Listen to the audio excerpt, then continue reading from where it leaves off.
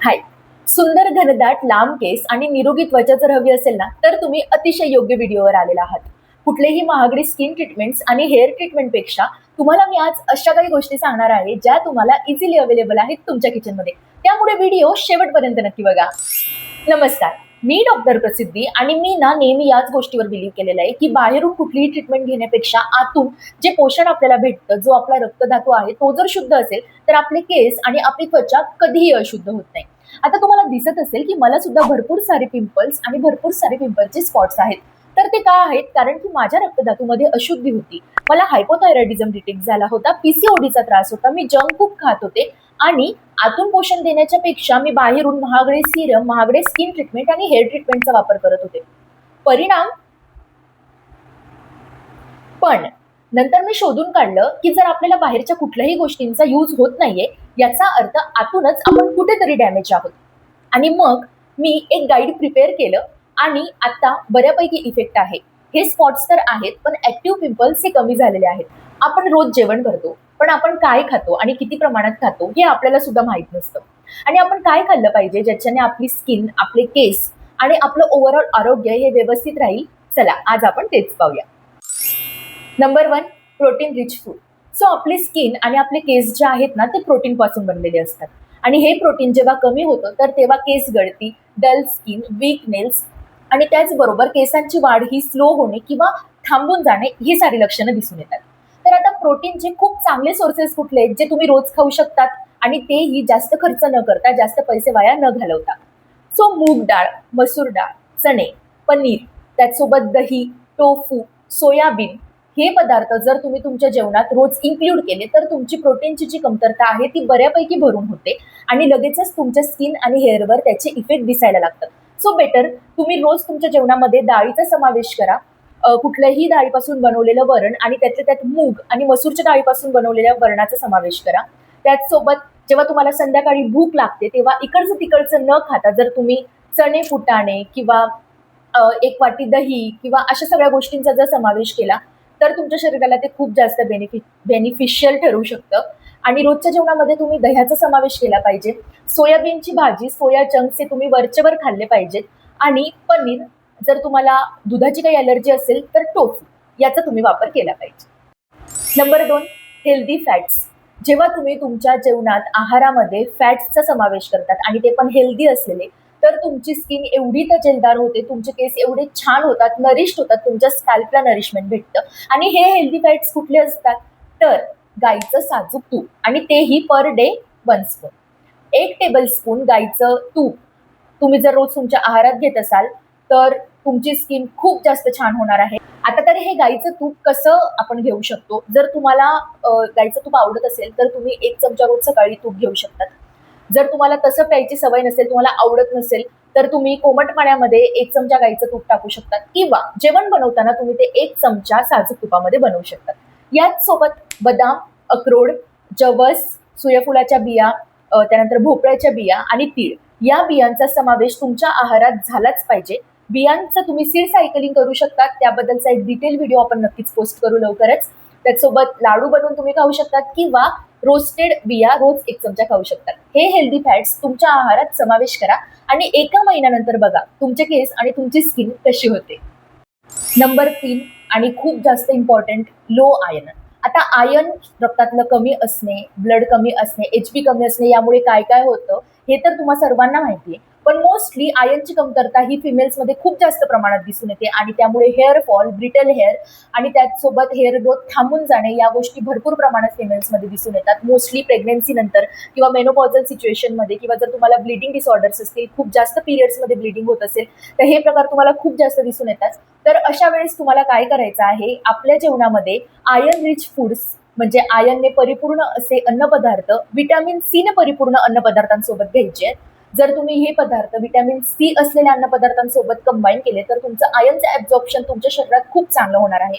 For example, पालक, beetroot, अहळीवच्या बिया, अहळीव म्हणून किंवा हलीम सीड्स आपण त्याला म्हणतो.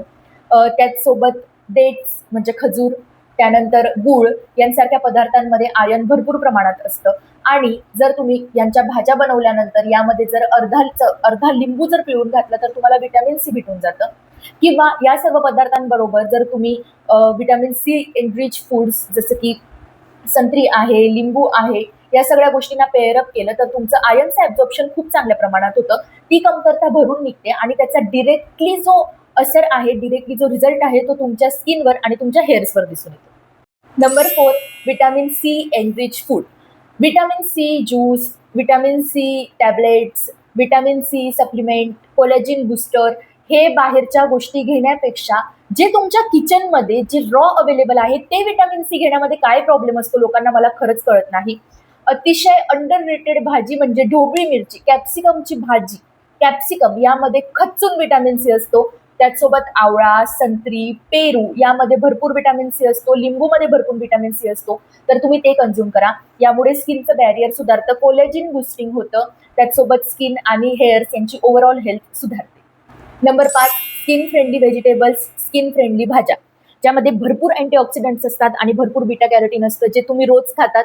फॉर एक्झाम्पल गाजर, काकडी, टोमॅटो, त्यानंतर रताळे. रताळे व्हेरी अंडररेटेड सब्जी, पण खूप जास्त त्याचे फायदे तुमच्या बॉडीला होतात. यामुळे स्किन ग्लो वाढतो, बॅरियर रिपेअर होतो आणि त्याचसोबत अँटीऑक्सिडंट्स असतात म्हणून पिंपल्स वगैरे येत नाही, केस सुद्धा खूप छान होतात. सो या भाज्यांचा समावेश तुमच्या आहारात झालाच पाहिजे. Number 6, gut healthy foods. So आयुर्वेदात काय सांगतं, जर तुमचं डायजेशन चांगलं असेल, जर तुमचा अग्नी चांगला असेल, जर तुमचं पचन छान असेल तर तुमचे 3ही दोष हे आटोक्यात राहतात आणि याचा थेट परिणाम तुमच्या स्किन आणि तुमच्या हेअर्सवर होतो. जर तुमचे 3ही दोष व्यवस्थित असतील म्हणजेच जर तुमची गट हेल्थ चांगली असेल तर तुमची स्किन सुद्धा कधी खराब होत नाही, केस सुद्धा व्यवस्थित राहतात. आणि तुमची गट हेल्थ चांगलं ठेवण्याचं काम कोण करतं, तर घरी बनवलेलं दही, घरी बनवलेलं ताक, प्रोबायोटिक्स, लोणच्याची फोड, पण ती कमी प्रमाणात असावी कारण त्याने सुद्धा काही लोकांना बरेचदा पिंपल्स होतात.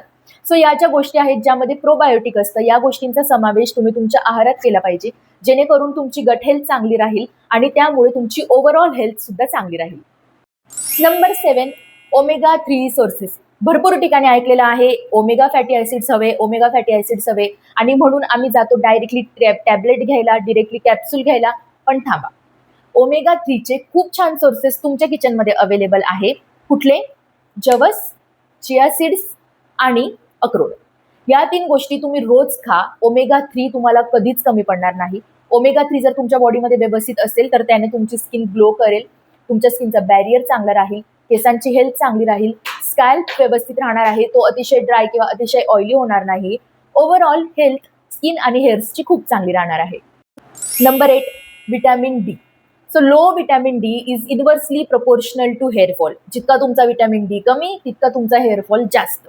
आणि व्हिटॅमिन डी हा मोस्टली इंडियन्समध्ये खूप कमी असतो. याचं कारण म्हणजे बदललेली लाईफस्टाईल. आता आपण इंडोअर राहणं खूप जास्त पसंत करतो, सकाळी उशिरा उठतो त्यामुळे प्रॉपर सनलाईट आपल्याला भेटत नाही आणि त्याचसोबत आपलं अन्नसुद्धा बऱ्याचपैकी त्याची जी काय म्हणतात त्याला क्वालिटी जी आहे ती खूप ढासळलेली आहे, त्यामुळे व्हिटॅमिन डी भेटणं जरा अवघड झालेलं आहे.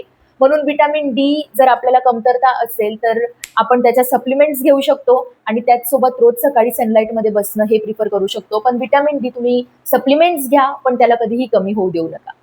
सो येस, हे सगळे होते असे काही अन्नपदार्थ की ज्याने तुम्ही इझिली तुमची घरच्या घरी स्किन आणि हेअर केअर करू शकतात.